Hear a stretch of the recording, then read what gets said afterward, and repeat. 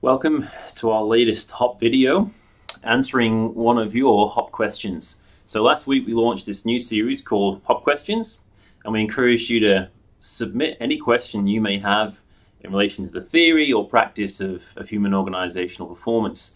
Last week we talked about learning teams and whether you need new views to do them. We've had a question submitted this week by James Redgrove from Dreamworld, and he asked a really interesting question.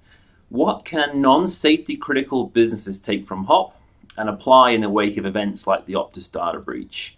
So if you've been living under a rock for the last few weeks, you may not have heard about the fact that both Optus and Medibank have had major breaches of their cybersecurity and had a lot of customer data, sensitive customer data, stolen.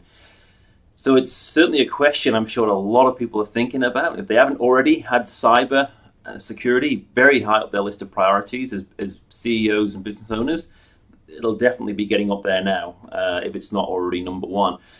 But the question is, what's the perspective that HOP adds in a non-safety critical industry? So I think there's a lot we can take from HOP and apply in this kind of situation, both from if you're in the situation where you've just had the breach, well, there's one place, so you're already reacting to an event. But I think more importantly, if you haven't had one yet, it's a case being proactive. I think that's where there's real value we can get from HOP. So let's start with if you've already just had the event. Well, let's take a quick review of the principles and see which ones are probably most applicable here. It kind of seems self-evident on the face of it, looking back now, that probably somewhere someone's made a mistake. Either this was an unintentional breach or unintentional absence of defense, perhaps, or something.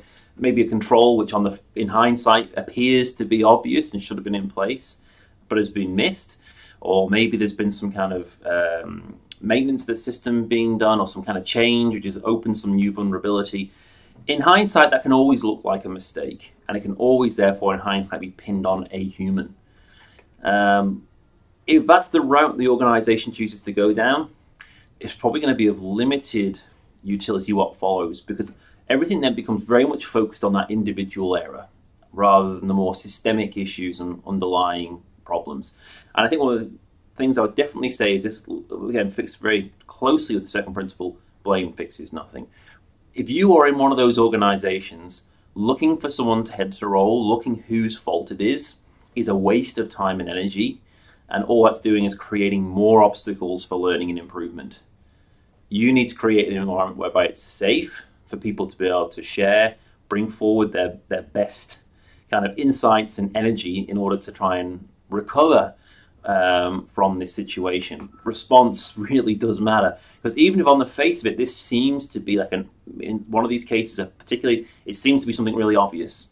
Well, how often do we see that in safety? It looks really obvious. Oh, this event would never have happened if only they had done X, Y, Z. Well, that sometimes is just hindsight bias speaking. And also, almost every obvious explanation is very seductive, but it's often wrong. There's often a more complex, involved, and nuanced answer.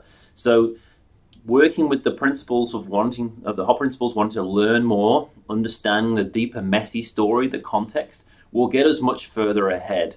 So that would be my take if you're in a situation where you just had the data breach. These working with the principles helps to create the right environment so you can learn, improve, and bounce back. And of course, remembering response matters both internally and externally. How you respond makes a big difference. Looking proactively, if you're a company that's not had the breach, there's a few things to think about. Firstly, technical controls. This is not my area of expertise. We do have cyber people within Southpac Group. And information security is an area we have some interest in. And of course, there are technical standards out there, ISO 27001 and the associated standards, which are all about often technical controls that organizations need to have in place. But technical controls still have humans involved with them, behind them, designing them, implementing them, etc. So there's still plenty we can take from the HOP kind of principles, accepting the fact that, well, for one, we're all fallible, we all make mistakes. So where are those error traps? Where are the easy places where you could be laid vulnerable? Either through what appears to be human error or someone making a mistake. So If you don't already know where those vulnerabilities are, you really should be searching out those vulnerabilities, even testing to try and find those vulnerabilities right now. Be creating an environment where it's okay for people to share their mistakes. Share, oh, I really nearly made a mistake here. That would have left us open and vulnerable. We want a culture and an environment of trust where it's okay to share that, because then the organization learns from it. If there is not a culture of trust and engagement and openness, people will just keep that to themselves. So oftentimes the answer to the complex problems we face, or part of the answer, may already exist in the organization. It's whether or not people feel able to bring it forward, whether they feel being empowered, and whether they're going to be listened to. So that's one of the things I would say.